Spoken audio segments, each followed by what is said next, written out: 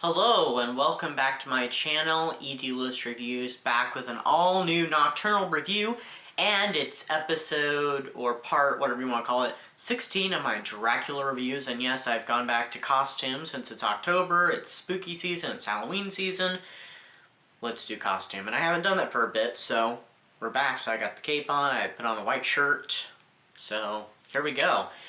Before we get started, make sure to hit that like, that subscribe button, and that little bell so you get notifications on my latest videos, including part of this series and my Frankenstein series, which is suffering a little bit because I haven't read anything Frankenstein for a bit, and I don't want to do another video about a Frankenstein movie without reading something and reviewing it first. And please, please, please leave a comment down below because I really do enjoy reading those, and they say it's good for the algorithm. I assume that's true. But that's not the main reason. The main reason is I do like to read them, so. As you can see, I've done some more decorating. I've spread out the web, although the web is flicking back, so now it's just hanging out to fix that. I've got some little bat lights up, and Eeyore there has some bat friends, and the moon, and a little castle. Oh, that's not a castle, sorry. On the screen it looks like a castle. A little gate here with a spider web, so he's got a little company now. Okay, well, I feel like I should actually sit over here so I can put the image over here. So, this review is on a graphic novel. It is Vampirella versus Dracula. It is by Joe Harris. I almost said Joe Hill by mistake. Joe Harris. And it was serialized in I don't know how many parts in 2012, so it's from 2012. I'm not gonna lie, after I read this one, which if you remember I did talk about it briefly in a wrap-up video a while back. It's been I think a few months since I read it. I had to talk to John at Books of Blood about this one because I was just like, what? With this one, not gonna lie, I had some trouble with this. But let's get into it. It's a little difficult for me to talk about it, really, but here, I'll try.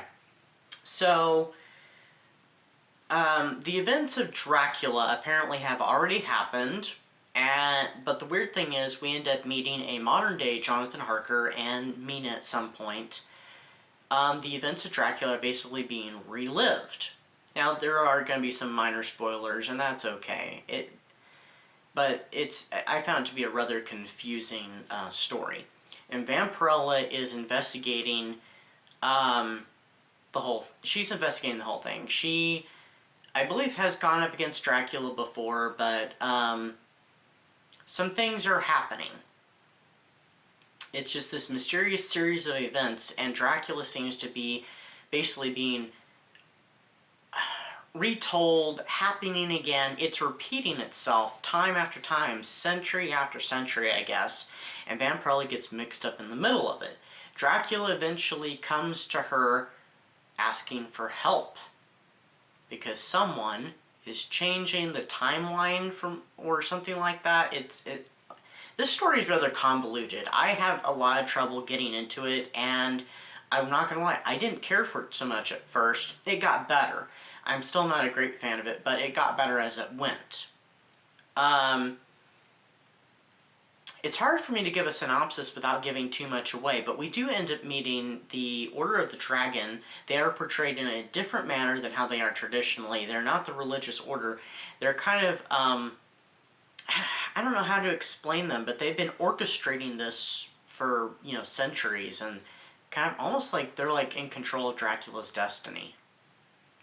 So, I don't know, it's almost like some sort of weird timekeeper thing or something, I don't know. I said the wrong name. Vampirella gets sent back in time, and she ends up in a few different time jumps. She ends up being there when they're hunting Dracula originally in the 1800s. She ends up even further back.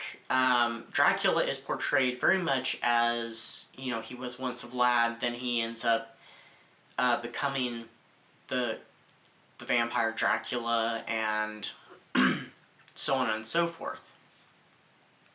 So we do get another time travel bit where Vampirella ends up, back in the time of Vlad, and it was just kind of a nuts story in many ways.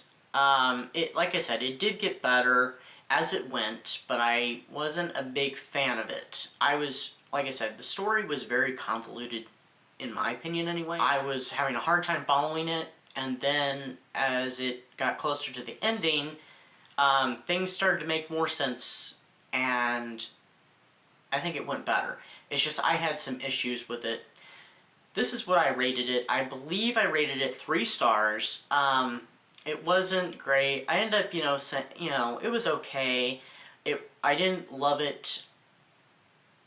I didn't, hate it either, ultimately, as a whole.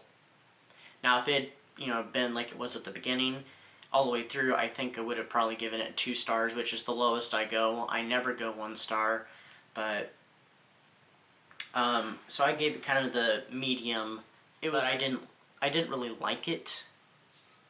I didn't really, love it in any way, so kind of a low rating for me, but yeah.